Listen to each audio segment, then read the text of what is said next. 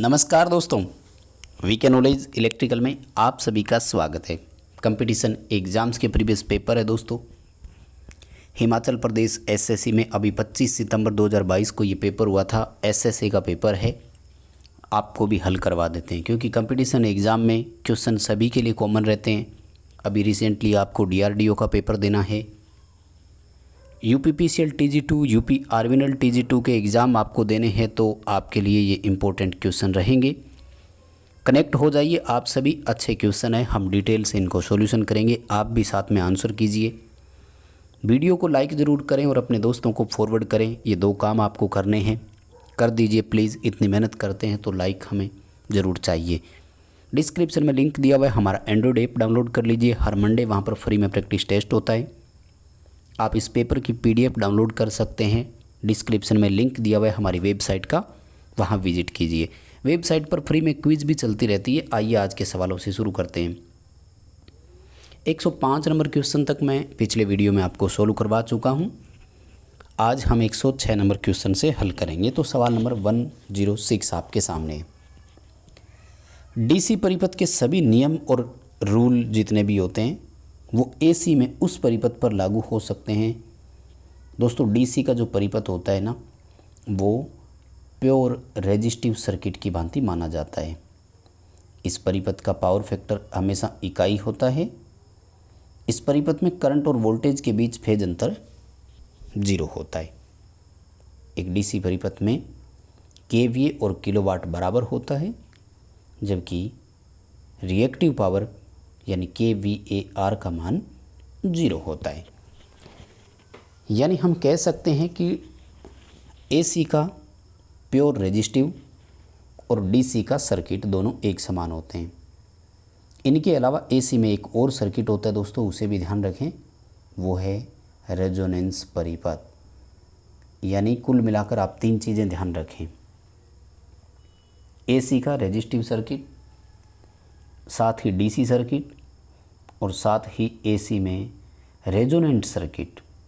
ये तीनों एक जैसे होते हैं और तीनों का पावर फैक्टर यूनिटी होता है।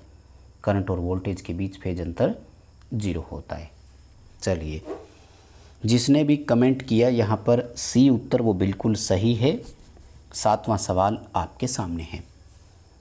अच्छे क्वेश्चन है, मुझे लगता है बेसिक कंसेप्ट अगर आपका क्लियर है तो आप इनको बहुत अच्छे से वहाँ कर पाए होंगे। 107वां सवाल, लेड एसिड सेल की वाट घंटा दक्षता कितनी होती है?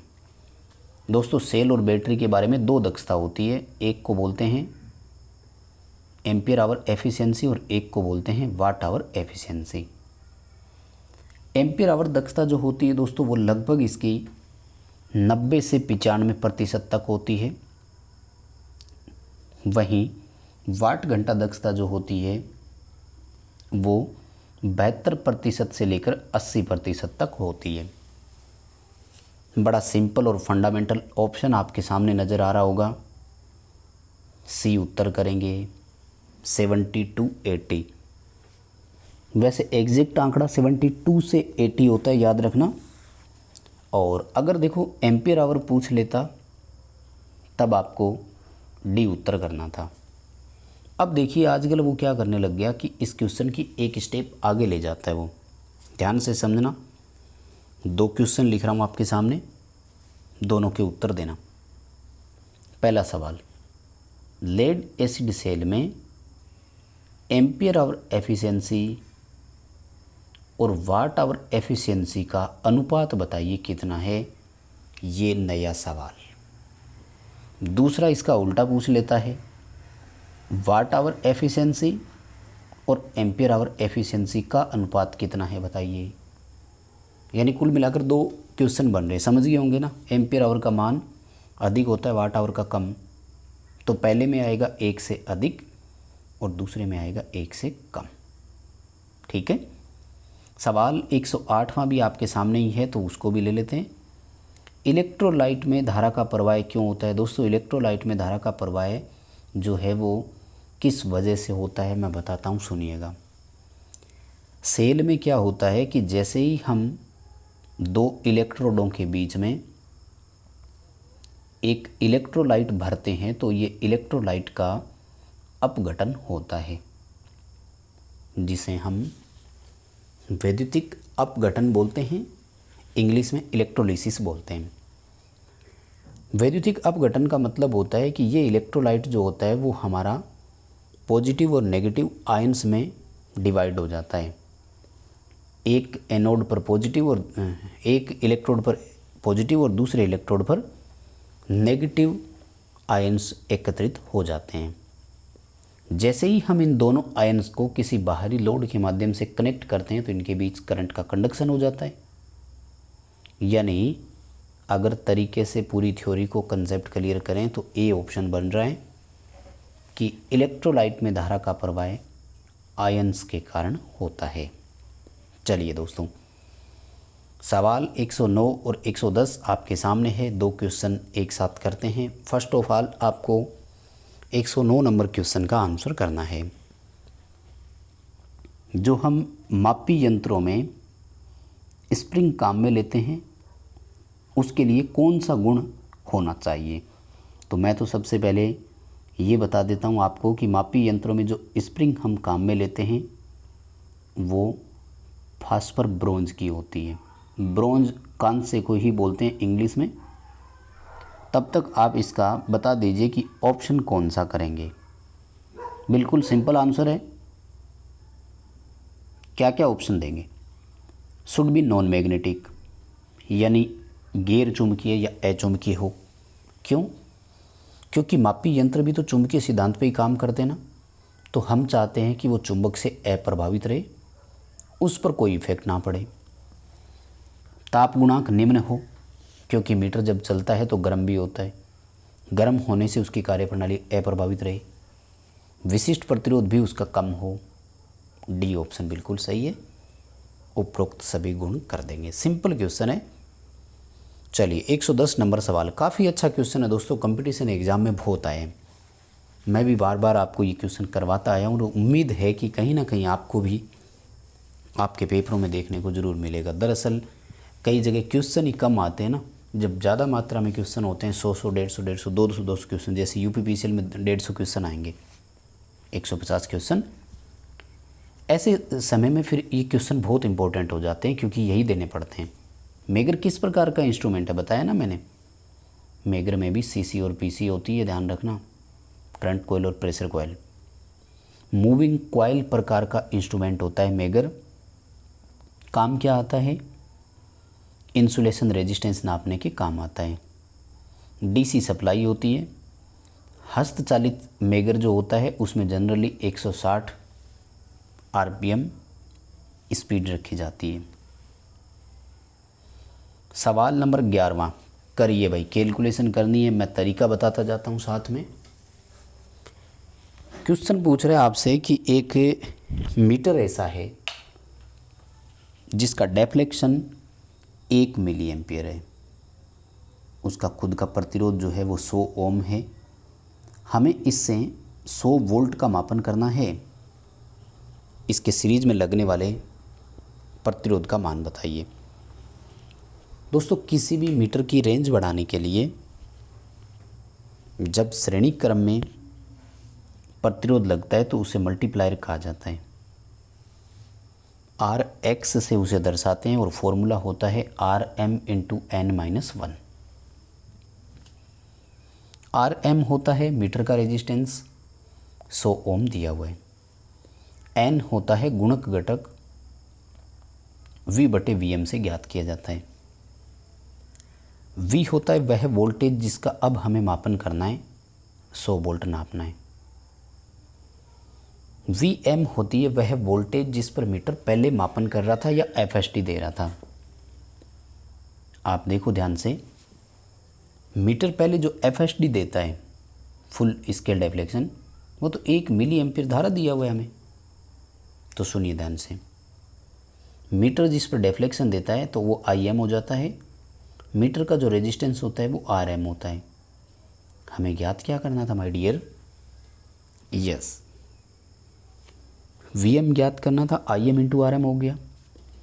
1 मिली एम्पियर बोलें तो 10 की पावर -3 और रेजिस्टेंस था 100 ओम, गुणा भाग करेंगे तो उत्तर आएगा 0.1 वोल्ट।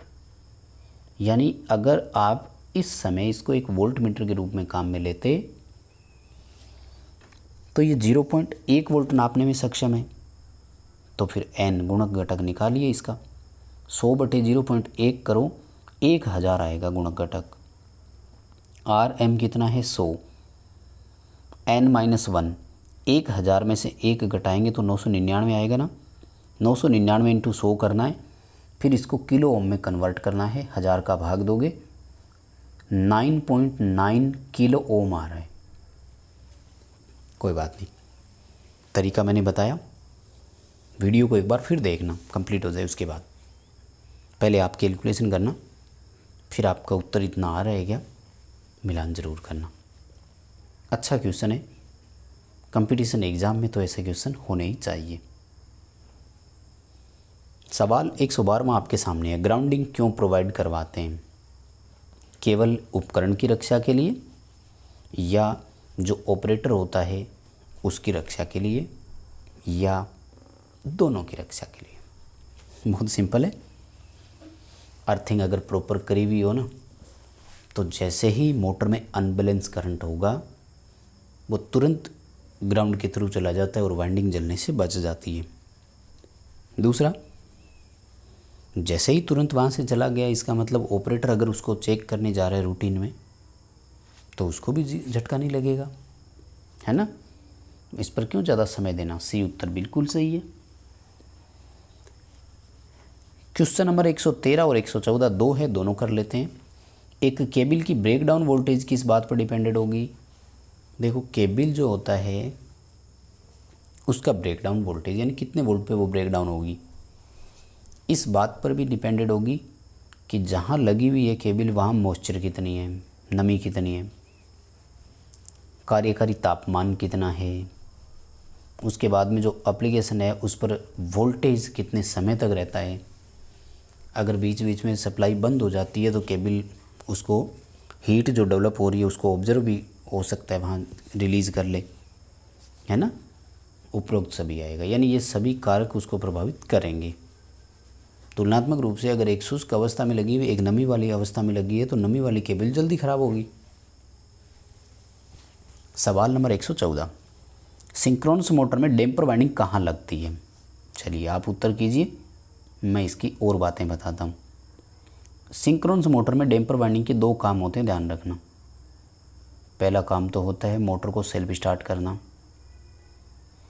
सिंक्रोनस मोटर एक 3 फेज मोटर है, लेकिन ध्यान रखना सेल्फ स्टार्ट नहीं है। इसीलिए एक सिंक्रोनस मोटर का स्टार्टिंग टॉर्क 0 माना जाता है। सेल्फ स्टार्ट बनाने के अलावा दूसरा जो इसका काम है वो है हंटिंग समाप्त करना। तो रनिंग के समय हंटिंग आती है, स्टार्टिंग में तो कौन सी हंटिंग होती है? इसका मतलब रनिंग में जब हंटिंग आती है तब, और शुरुआत के लिए स्टार्टिंग में उसे सेल्फ स्टार्ट बनाना, ये दो काम करती है। पोल फेस पर ये लगाई जाती है, ध्यान रखना, ठीक है। सी उत्तर करेंगे। पोल फेस यानी रोटर पोल के साथ इनके अपन कनेक्शन करते हैं, लगाई जाती है। सवाल नंबर 115, ट्रांसपोर्टेशन कॉस्ट सबसे कम किसकी है? देखो, लागत कम उसी की हो सकती है जिसमें कम ईंधन में ही बड़ा काम हो जाता हो, और ऐसा तो न्यूक्लियर में ही हो सकता है ना, क्योंकि कहते हैं कि अगर 1 किलोग्राम यूरेनियम का भी विखंडन करते हैं तो लगभग 1 गीगावाट शक्ति का उत्पादन हो सकता है। अब आप सोचिए कि हमें अगर 1 किलोग्राम यूरेनियम को ट्रांसपोर्ट करना हो तो कोई ज़्यादा खर्चा नहीं आएगा, जबकि पावर आउटपुट बहुत ज़्यादा मान तक मिल जाएगा। सवाल नंबर 116 क्या कह रहे हैं? स्प्लिट फेज मोटर में रनिंग वाइंडिंग कैसी होगी, मतलब उसका रेजिस्टेंस और इंडक्टेंस कैसा होना चाहिए। मैं आपको इसकी संरचना बताता हूँ, आप उत्तर करना। रनिंग वाइंडिंग मोटे तार और कम टर्न की होती है, समांतर में इसके संयोजन किए जाते हैं, ठीक है। U1 U2 नाम के इसके दो सिरे होते हैं, वैसे हम लिखते समय R1 R2 लिखते हैं। ऑफिशियल सिंगल फेज मोटर की जो डायग्राम टर्मिनल होते हैं वो U1 U2 Z1 Z2 होते हैं। चलिए साथ में स्टार्टिंग वाइंडिंग का भी बता दूं। पतले तार अधिक टर्न की होती है, श्रेणी क्रम में संयोजन होते हैं, Z1 Z2 दो सिरे होते हैं। कौन सा उत्तर करेंगे माय डियर? मोटा तार है तो प्रतिरोध कम होगा, इंडक्टेंस ज़्यादा रखेंगे। बी उत्तर सटीक रहेगा, एकदम ठीक है, नो प्रॉब्लम।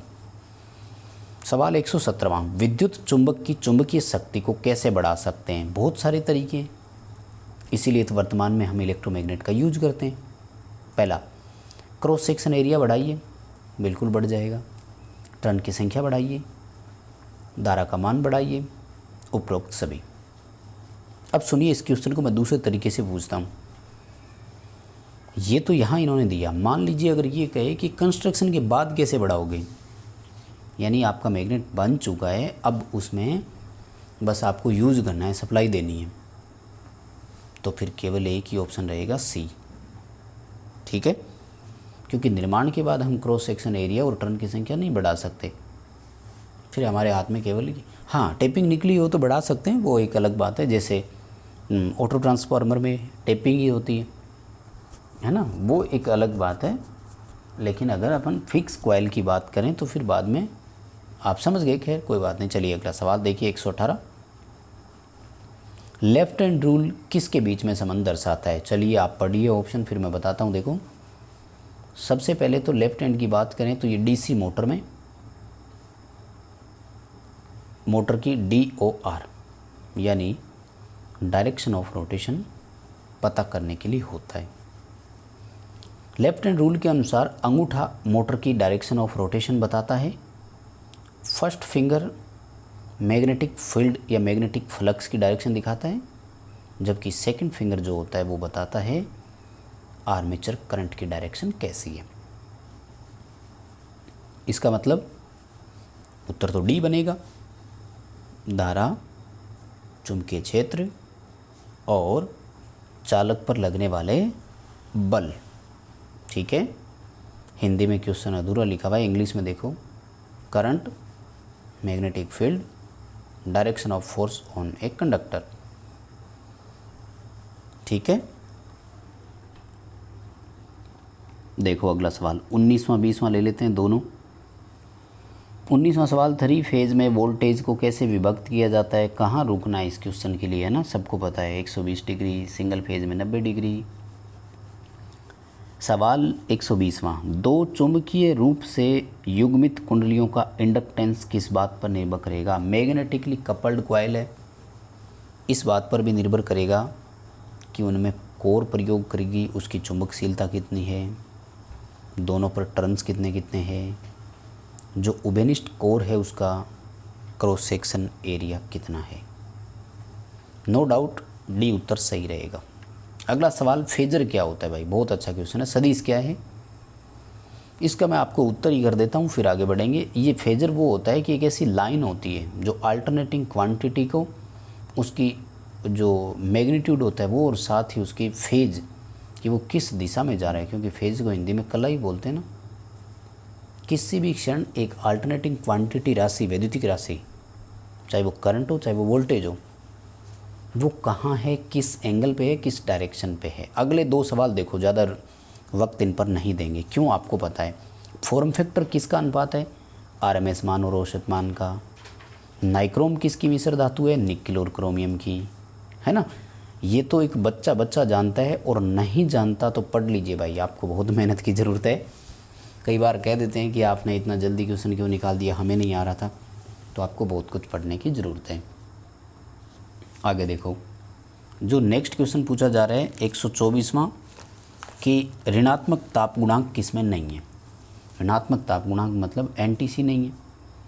NTC एचालकों में होता है। यहाँ देखो एल्युमिनियम दिया हुआ है, क्योंकि एल्युमिनियम में क्या होता है? PTC होता है ना। और अगला सवाल, रोटर रियोस्टेट कंट्रोल विधि जो है वो किसके लिए काम में लेंगे? गति नियंत्रण की रोटर रियोस्टेट वाली विधि केवल स्लिपिंग मोटर में काम में आ सकती है, ध्यान रखना। स्क्विरल केज मोटर के लिए इसका कोई उपयोग नहीं होता है। ठीक है, तो चलिए दोस्तों, बस आज के लिए यहीं रोकेंगे इस वीडियो को। लाइक ज़रूर कर देना। PDF डाउनलोड कर लो, वेबसाइट पर जाइए, अभी ऐप भी डाउनलोड कर लो, डिस्क्रिप्शन में लिंक है। और हाँ यार, हो सके तो दोस्तों को शेयर कर दो प्लीज़।